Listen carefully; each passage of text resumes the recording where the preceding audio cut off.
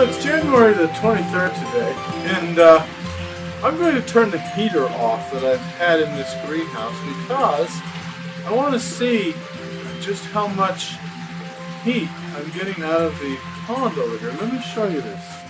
You see, here's my fish pond, and this is about 4 feet deep, and right now it's about 45 degrees, and as you can see, it circulates through these grow beds over here, see? And then there's some more down on this side.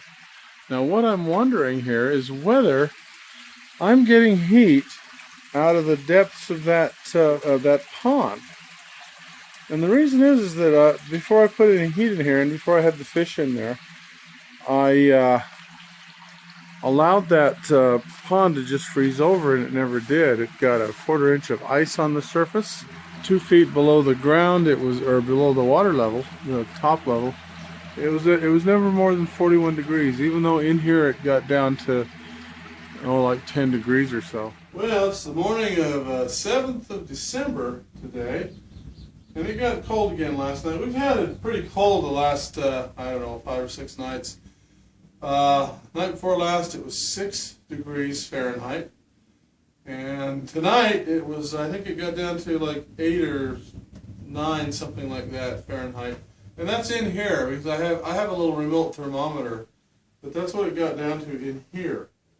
41, it says 41.4 degrees, even though there's a little bit of ice on the top. This water has not gotten below 41 degrees, so that's kind of interesting. Now let's go over here. This is another grow thing I've had, and this is just regular water now.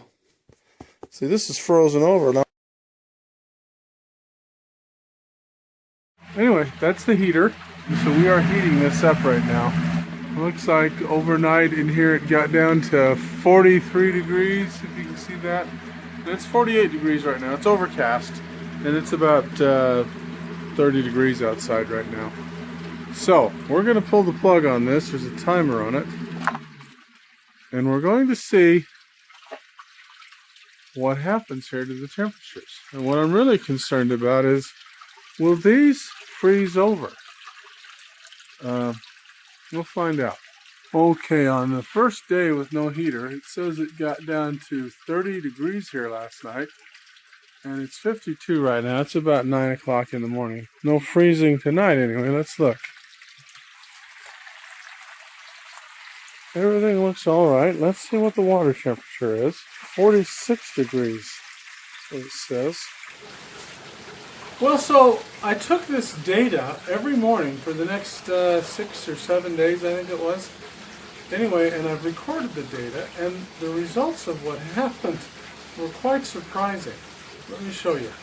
Okay, so here's a graph of the data that I took for those 8 days.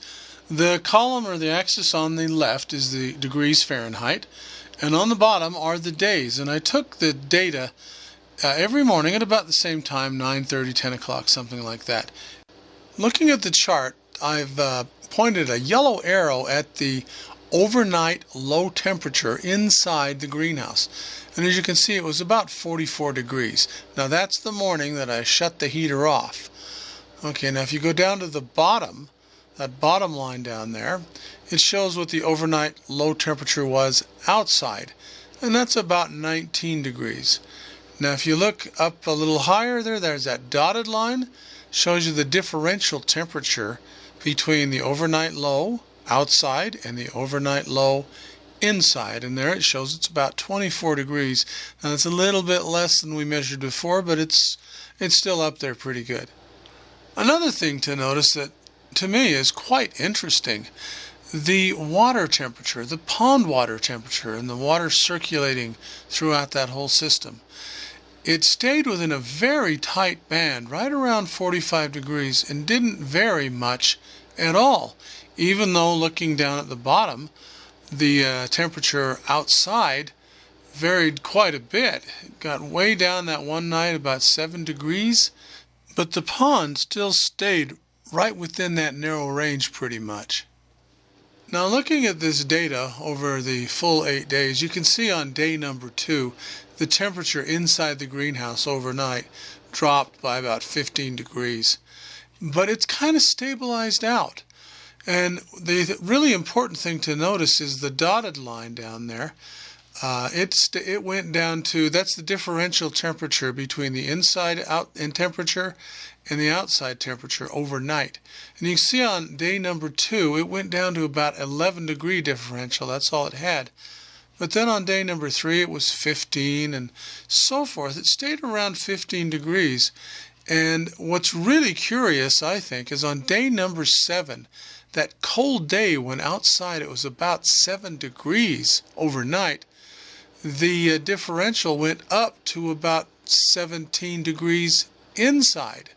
So what that tells you is heat is coming from somewhere, and it isn't just coming from the ground, because in my old videos where I had no water circulating around anywhere, the temperature inside the greenhouse overnight pretty well tracked with what the temperature was outside the greenhouse.